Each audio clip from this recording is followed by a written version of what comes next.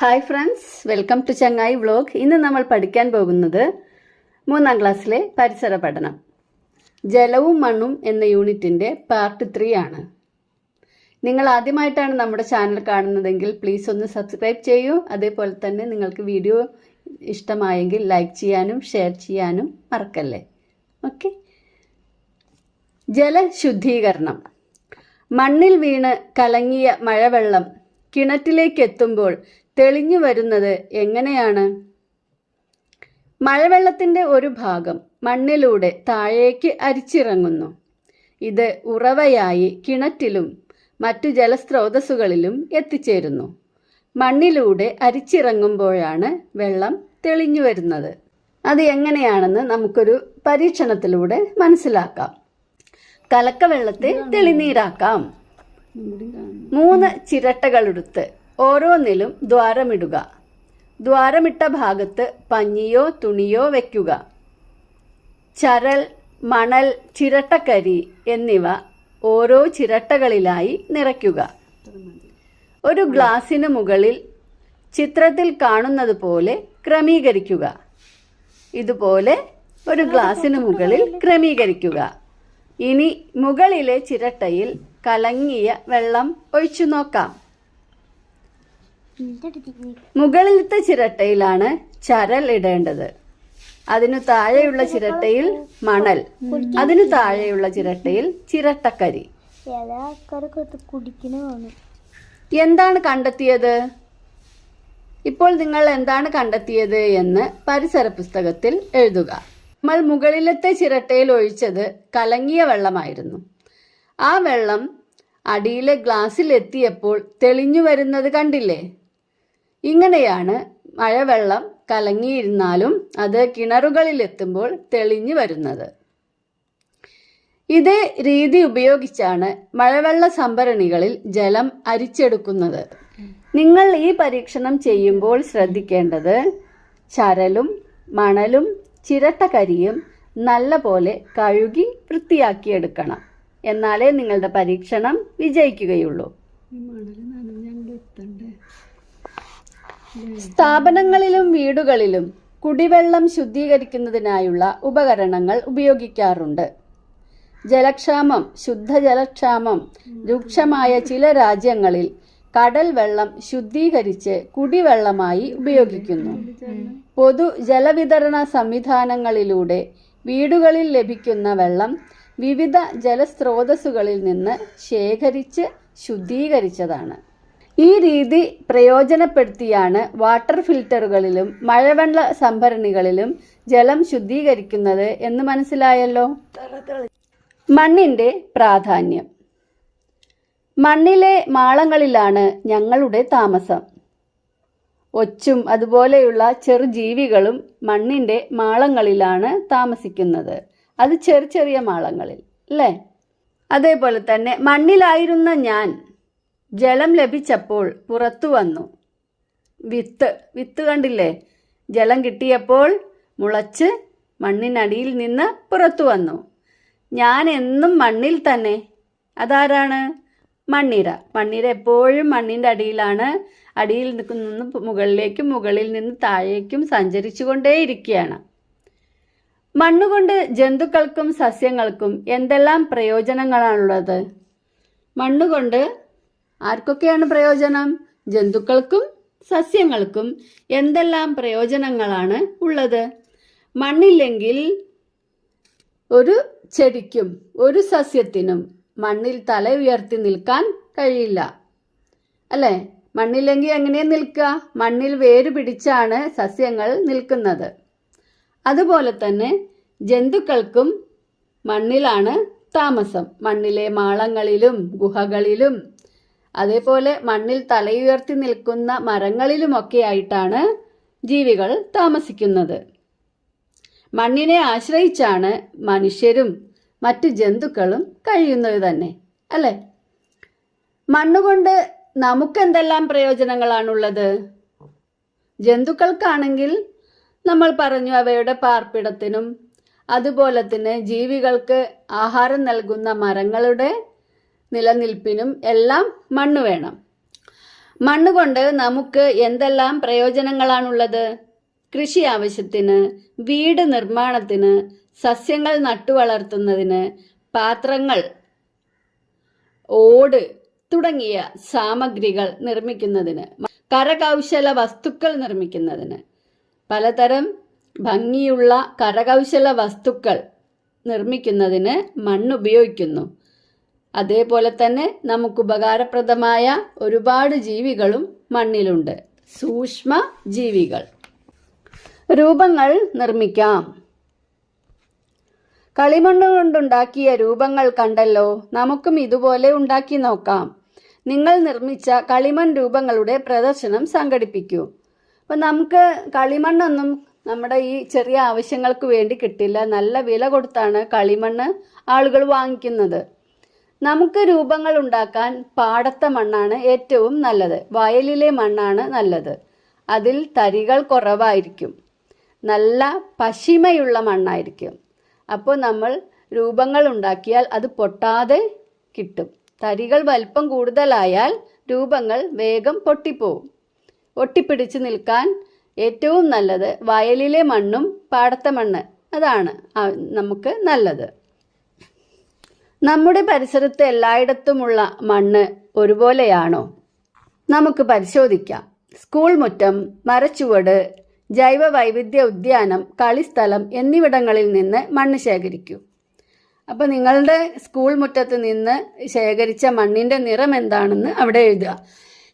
അതുപോലെ അവിടെ അതിലെ തരികളുടെ വലിപ്പവും നിറവും എങ്ങനെയാണെന്ന് നമ്മൾ കണ്ടെത്തണം.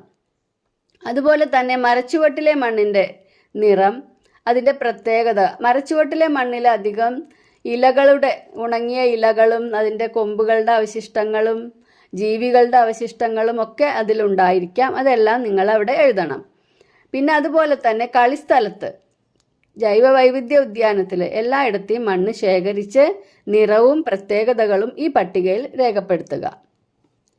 അപ്പം നമുക്ക് തന്നെ അറിയാം, നമ്മൾ കടൽക്കരയിൽ നിന്ന് മണ്ണെടുത്താൽ അതെങ്ങനെയായിരിക്കും?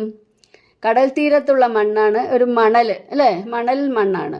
മലമ്പ്രദേശത്തെ മണ്ണാണെങ്കിലോ, മലമ്പ്രദേശത്തെ കുന്നിൻ്റെ മുകളിലേക്ക് മണ്ണ് ഒക്കെ വേറെ തരമാണ്, അല്ലേ? വിവിധ പ്രദേശങ്ങളിൽ കണ്ടുവരുന്ന മണ്ണുകൾക്ക് ധാരാളം പ്രത്യേകതകൾ ഉണ്ട്. നിങ്ങൾ ശേഖരിച്ച മണ്ണിനങ്ങളെല്ലാം ഒരേ നിറത്തിലുള്ളതാണോ? നമ്മൾ ശേഖരിച്ച് കഴിയുമ്പോൾ തന്നെ നമുക്ക് മനസ്സിലാക്കാൻ കഴിയും ഒരേ നിറമല്ല.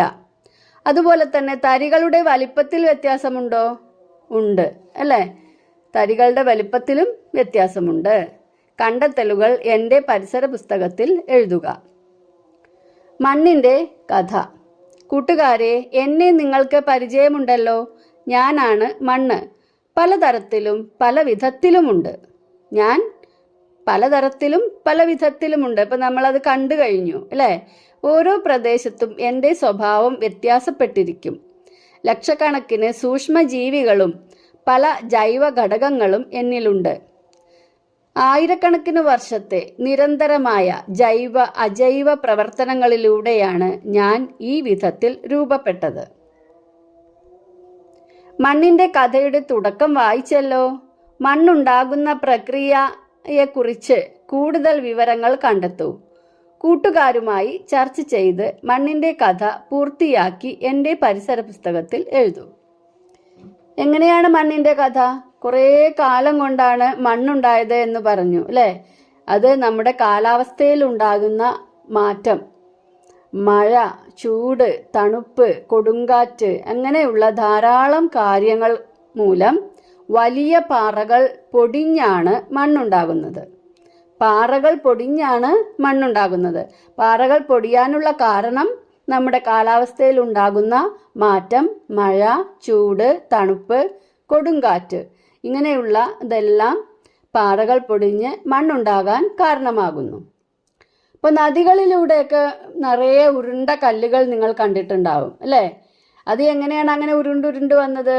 ജലത്തിൻ്റെ ഒഴുക്കിൽപ്പെട്ട് കുറേ ദൂരം സഞ്ചരിച്ചാണ് ആ പാറ കഷ്ണങ്ങൾ ഉരുണ്ടുരുണ്ട കല്ലുകളായിട്ട് നല്ല ഭംഗിയായി മാറിയത്. ഈ മണ്ണ് തന്നെ കുറേ കാലം ഒരു ഭാഗത്ത് അടിഞ്ഞു കടന്നാൽ അത് വെയിലും ഒക്കെ കൊണ്ട് എല്ലാ കാലാവസ്ഥാ മാറ്റങ്ങൾക്കും വിധേയമായി അത് ചിലപ്പോൾ പാറയായി മാറാനും സാധ്യതയുണ്ട്. ഒരുപാട് വർഷങ്ങൾ എടുക്കും കേട്ടോ അതിനൊക്കെ. അപ്പം അങ്ങനെയൊക്കെയാണ് മണ്ണിൻ്റെ കഥ. ഇനി മണ്ണിനുള്ളിൽ എന്തെല്ലാം, മണ്ണിനുള്ളിൽ കഴിയുന്ന ജീവികൾ ഏതൊക്കെയാണ് മണ്ണിനുള്ളിൽ കഴിയുന്ന ജീവികൾ? ഹാൻഡ് ലെൻസ് ഉപയോഗിച്ച് സ്കൂൾ പരിസരത്തെ മണ്ണ് നിരീക്ഷിക്കൂ. അപ്പോൾ നിങ്ങൾക്കതിൽ എന്തൊക്കെ കാണാൻ സാധിക്കും? ഉറുമ്പ് കാണാം, ചിതൽ കാണാം, ഒച്ച്, തേരട്ട, പഴുതാര, പുഴു, മണ്ണിര. ചിലപ്പോൾ വളരെ നനഞ്ഞ സ്ഥലത്തുള്ള മണ്ണിൽ മണ്ണിരയെയും കാണാൻ കഴിയും അല്ലേ? കണ്ണുകൊണ്ട് കാണാൻ കഴിയാത്ത ഒരുപാട് ലക്ഷക്കണക്കിന് സൂക്ഷ്മജീവികൾ മണ്ണിലുണ്ട്. അത് നിങ്ങൾ എപ്പോഴും മനസ്സിലാക്കണം.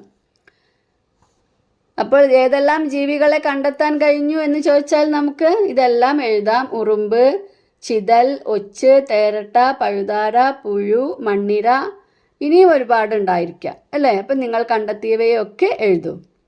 ഇവയ്ക്ക് ആവശ്യമായ ഭക്ഷണം, ജലം, വായു എന്നിവ എവിടെ നിന്നാണ് ലഭിക്കുന്നത്?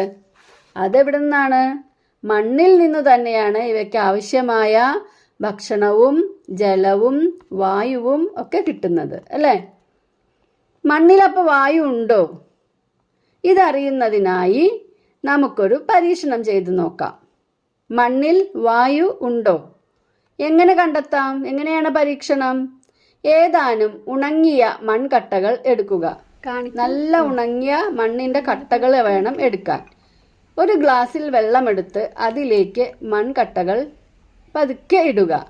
ഒന്നാകെ അങ്ങോട്ട് ഇടരുത്, പതുക്കെ അതിലേക്ക് വെക്കുക. എന്താണ് സംഭവിക്കുന്നത്?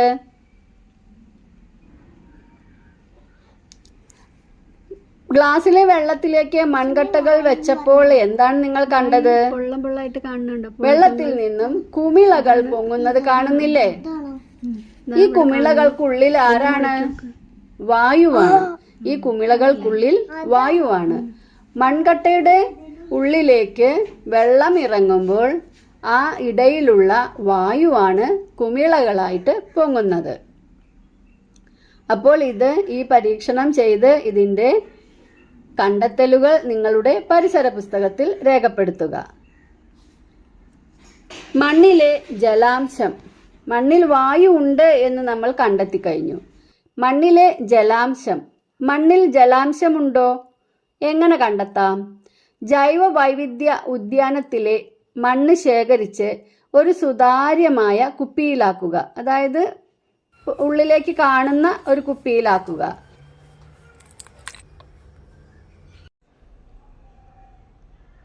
കുപ്പി അടച്ച് വെയിലത്ത് വെക്കുക. 10 മിനിറ്റ് കഴിഞ്ഞ് പരിശോധിക്കൂ. എന്തെല്ലാം മാറ്റങ്ങൾ കണ്ടെത്തി? കുപ്പിയുടെ വശങ്ങളിൽ എന്താണ് കാണുന്നത്? ഇത് എങ്ങനെ വന്നു? നിരീക്ഷണക്കുറിപ്പ് തയ്യാറാക്കൂ. ഇയാൾ നമുക്ക് എന്ത് കാണാം? കുപ്പിയുടെ വശങ്ങളിൽ ജലകണികകൾ, വെള്ളത്തിൻ്റെ കണികകൾ പറ്റിപ്പിടിച്ചിരിക്കുന്നത് കാണാം. മണ്ണിനുള്ളിലെ ജലകണങ്ങൾ ബാഷ്പമായി മാറിയതാണ് നമ്മൾ കണ്ടത്. മണ്ണിനുള്ളിലെ ജലകണങ്ങൾ വെയിൽ കൊണ്ട് നീരാവിയായി മാറിയത്, ബാഷ്പമായി മാറിയതാണ് നമ്മൾ കണ്ടത്. ഇനി മണ്ണിലെ ജൈവാംശം. മണ്ണിൽ ജൈവാംശമുണ്ടോ? ഒരു ഗ്ലാസ്സിൽ ജൈവ വൈവിധ്യ ഉദ്യാനത്തിൽ നിന്ന് ശേഖരിച്ച മണ്ണ് പകുതി നിറയ്ക്കുക. ഇതിലേക്ക് ജലം ഒഴിച്ച് നന്നായി ഇളക്കുക. എന്താണ് കാണാൻ കഴിയുന്നത്? നിരീക്ഷണക്കുറിപ്പ് തയ്യാറാക്കൂ. എന്താണ് നമ്മൾ അതിൽ കാണുന്നത്? മണ്ണിൽ കരിയിലകളുടെ പൊടി അല്ലേ?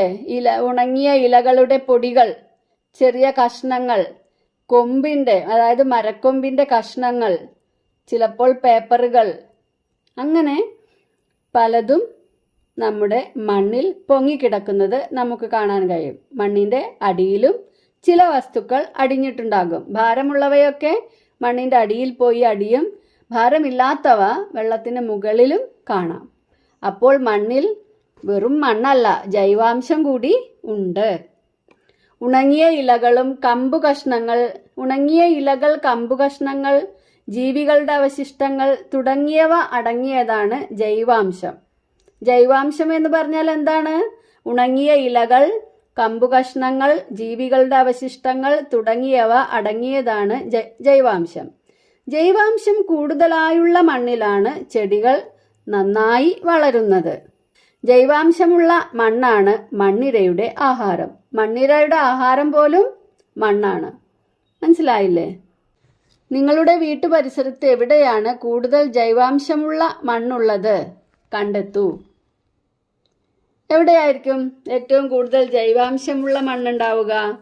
മരച്ചുവട്ടിൽ, അല്ലെങ്കിൽ ജൈവ വൈവിധ്യ ഉദ്യാനത്തിൽ, അല്ലേ? തെങ്ങിൻ്റെ ചുവട്ടിൽ നമ്മൾ വളമൊക്കെ ഇട്ട് കൊടുക്കും. നമ്മൾ പച്ചക്കറികളുടെ വേസ്റ്റും അതേപോലെയുള്ള ഉണങ്ങിയ ഇലകളൊക്കെ കൂടിക്കിടക്കുന്ന സ്ഥലത്താണ്. അപ്പോൾ തെങ്ങിൻ ചുവട്ടിലാകാം, നിങ്ങളുടെ പൂന്തോട്ടത്തിലാകാം, നിങ്ങളുടെ കൃഷി സ്ഥലത്താകാം. ഇതിലേതെങ്കിലും ഒരു സ്ഥലത്താണ് കൂടുതൽ ജൈവാംശമുള്ള മണ്ണുള്ളത്. ഇവിടെ നോക്കൂ, കളിമണ്ണ് കൊണ്ട് ഉണ്ടാക്കിയ കരകൗശല വസ്തുക്കൾ കണ്ടില്ലേ? ഇത് ഉണ്ടാക്കുന്നത് കാണാൻ തന്നെ നല്ല രസമാണ്. ഇതിൻ്റെ വീഡിയോ ഒക്കെ നിങ്ങൾ കണ്ടിട്ടുണ്ടാവും അല്ലേ? അല്ലെങ്കിൽ നിങ്ങളുടെ ടീച്ചർ കാണിച്ചു തരും. ഇനി അടുത്ത പേജ് നോക്കാം. മണ്ണിനകത്തും പുറത്തുമായി വലുതും ചെറുതുമായ ലക്ഷക്കണക്കിന് ജീവികളുണ്ട്.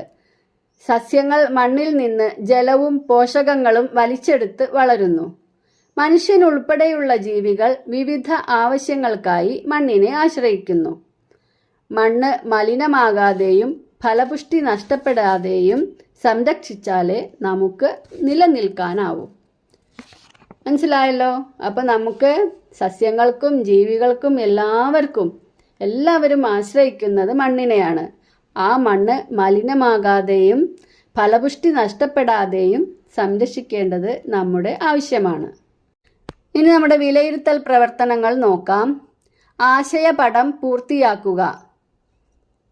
ഇപ്പോൾ മണ്ണിൽ എന്തെല്ലാം? ജലത്തിൻ്റെ ഉപയോഗം, മണ്ണിലെ ജീവികൾ, ജലസ്രോതസ്സുകൾ.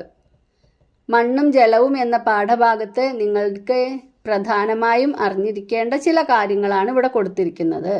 മണ്ണിൽ എന്തെല്ലാം എന്നതിൽ നമ്മൾ എന്തൊക്കെ കൊടുക്കാം? ജീവികളുണ്ട്, സസ്യങ്ങളുണ്ട്, ജലാംശമുണ്ട്, ജൈവാംശമുണ്ട്, വായുവുണ്ട്, അല്ലേ? അപ്പോൾ അതൊക്കെ എഴുതാം. ജൈവാംശം എന്ന് പറഞ്ഞാൽ അതിൽ ഇലകളും കമ്പുകളും കടലാസും ജീവികളുടെ അവശിഷ്ടങ്ങളും എല്ലാം പെടും കേട്ടോ. ഇനി ജലത്തിൻ്റെ ഉപയോഗം എന്നുള്ളതിൽ കുടിക്കാൻ, കുളിക്കാൻ, ആഹാരം പാകം ചെയ്യാൻ, അല്ലേ? തുണി അലക്കാൻ, കൃഷിക്ക്, ഇങ്ങനെ ആവശ്യങ്ങൾ നമുക്ക് എഴുതാം. മണ്ണിലെ ജീവികളാണ് നമ്മൾ നേരത്തെ പറഞ്ഞ മണ്ണിരയും ചിതൽ, ഒച്ച്, തേരട്ട, പഴുതാര, അങ്ങനെ ഒരുപാട് ജീവികൾ മണ്ണിൽ ഉണ്ട്. ജലസ്രോതസ്സുകൾ, പ്രധാനപ്പെട്ട ജലസ്രോതസ്സുകൾ കിണർ, കുളം, പുഴ, പിന്നെ തോട്, കായൽ, ഇതെല്ലാം ജലസ്രോതസ്സുകളാണ്. കുട്ടനും കൂട്ടുകാരും. ഇനി അതിൽ രണ്ടാമത്തെ പ്രവർത്തനം നോക്കാം. കുട്ടനും കൂട്ടുകാരും കളിക്കാനായി നദീതീരത്തെത്തി. അവർ കഴിച്ച മിഠായിയുടെ കവറുകൾ വെള്ളത്തിലേക്ക് എറിഞ്ഞു. അപ്പോൾ നദിയിലെ മീൻ അവരോട് പറഞ്ഞു, നിങ്ങൾക്ക് വീട് പോലെയാണ് ഞങ്ങൾക്ക് ഈ നദി. മീനിൻ്റെ താമസ സ്ഥലമാണ് അല്ലേ? മീന് പറയാണ്, നിങ്ങളുടെ വീട് പോലെ തന്നെയാണ് എനിക്ക് നദിയും. അതുകൊണ്ട് ഇതിലേക്ക് എന്താണ്, മാലിന്യങ്ങൾ വലിച്ചെറിയല്ലേ എന്നാണ് മീൻ ഉദ്ദേശിച്ചത്. ഈ അഭിപ്രായത്തോട് നിങ്ങൾ യോജിക്കുന്നുണ്ടോ? എന്തുകൊണ്ട്? നമ്മൾ യോജിക്കുന്നുണ്ട് അല്ലേ? എന്താണ്? ആ അഭിപ്രായത്തോട് യോജിക്കണം.